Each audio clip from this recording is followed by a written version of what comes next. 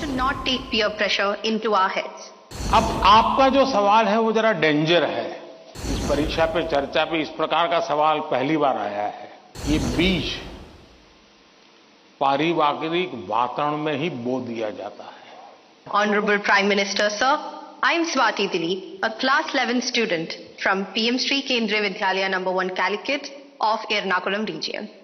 Sir, could you please guide us on how, in this competitive world, we can avoid unhealthy and unnecessary competition, and also how to not take peer pressure into our heads? अगर जीवन में चुनौतियां न हो, स्पर्धा न हो, तो फिर जीवन बहुत ही प्रेरणाहीन बन जाएगा, चेतनाहीन बन जाएगा। कंपटीशन होनी ही चाहिए, लेकिन जैसे एक सवाल में पूछा कालीकट से बच्ची ने, हेल्दी कंपटीशन, इसलिए कंपटीशन हेल्दी होना चाहिए। अब आपका जो सवाल है वो जरा डेंजर है और वो मुझे चिंता कराता है। शायद मुझे भी इस परीक्षा पे चर्चा पे इस प्रकार का सवाल पहली बार आया है। देखिए, कभी कभी इस प्रवृत्ति का जहर,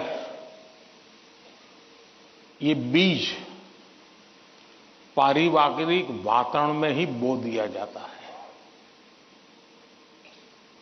घर में भी माँ बाप, दो बच्चे हैं तो दोनों के बीच में कभी एक के लिए अच्छा बोलेंगे, कभी दूसरे के लिए। तो कभी उन दो भाई बहन में भी, या दो भाई में भी, या दो बहनों में भी, देखिए मां ने उसको तो ये कह दिया और मुझे ऐसा कह दिया। एक इस प्रकार की विकृत स्पर्धा का भाव जाने अनजाने में परिवार के रोजमर्रा के जीवन में बो दिया जाता है। और इसलिए मेरी सभी पेरेंट्स से आग्रह है कि कृपा करके बच्चों की इस प्रकार की कंपैरिजन, अपने ही संतानों की ऐसी कंपैरिजन मत कीजिए। उसके अंदर एक द्वेष का भाव पैदा कर देते हैं और वो परिवार में भी कभी न कभी लंबे समय के बाद वो बीज एक बहुत बड़ा जहरीला वृक्ष बन जाता है। उसी प्रकार से मैंने बहुत पहले एक वीडियो देखा था, शायद आप लोगों ने भी देखा होगा। कुछ दिव्यांग बच्चे, उनकी एक कंपटीशन में सब दौड़ रहे हैं। 12-15 बच्चे अलग अलग फिजिक, दिव्यांग है तो कठिनाइयां है, लेकिन वो दौड़ रहे हैं। इतने में एक बच्चा गिर जाता है। अब ज्यादा बुद्धिमान लोग होते तो क्या करते? वाह, ये तो गया, चलो यार, एक तो स्पर्धा में कम हो गया। लेकिन उन बच्चों ने क्या किया? सबके सब जो आगे चले गए थे वो भी पीछे आए, जो दौड़ रहे थे वो भी रुक गए। पहले उन सब ने उसको खड़ा किया और फिर दौड़ना शुरू किया।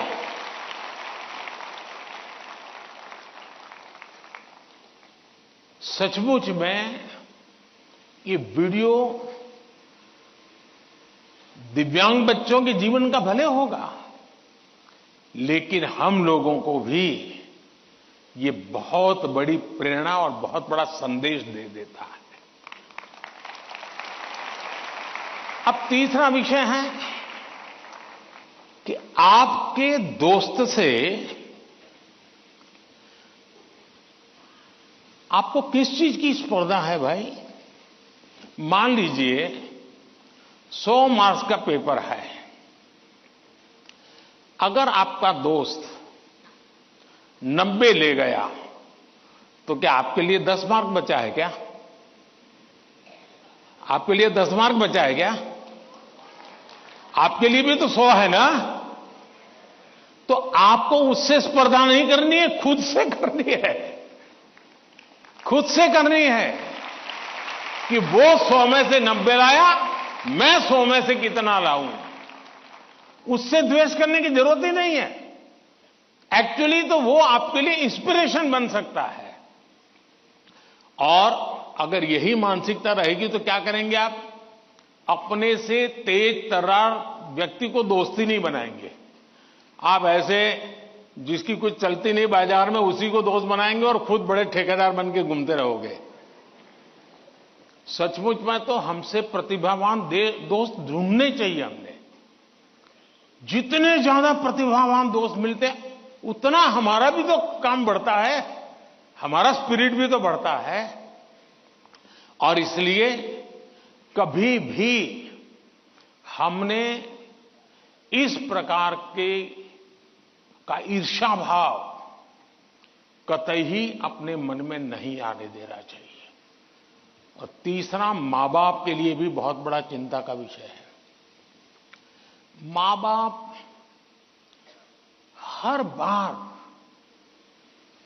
अपने बच्चों को कोसते रहे, देख तू खेलता रहता है, देख वो किताबें पढ़ता है, तू ये करता रहता है, देख वो पढ़ता है, यानी वो भी हमेशा उसी का उदाहरण देते हैं। तो फिर आपके दिमाग में भी यही एक मानदंड बन जाता है। कृपा करके मां बाप इन चीजों से बचे।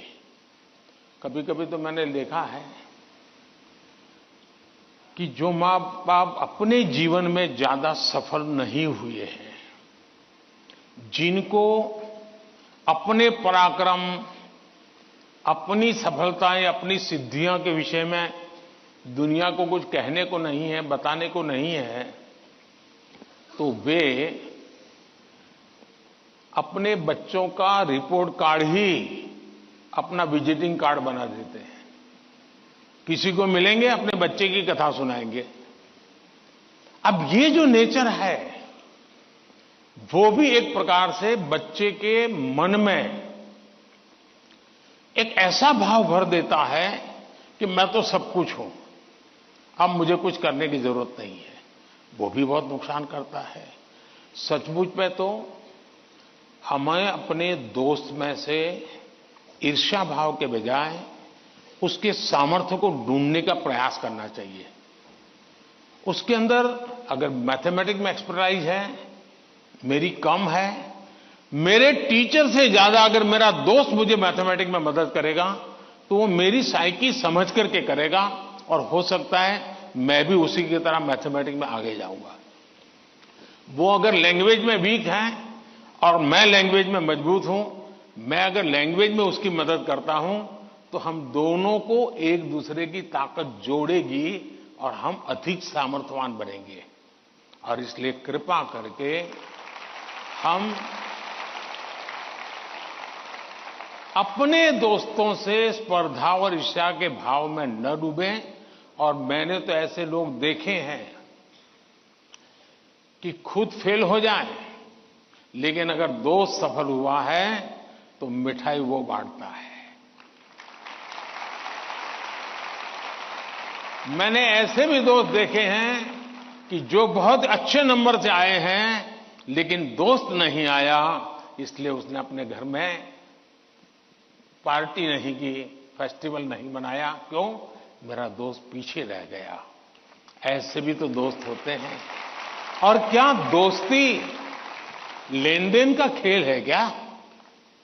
जी नहीं, दोस्ती ये लेन देन का खेल नहीं है।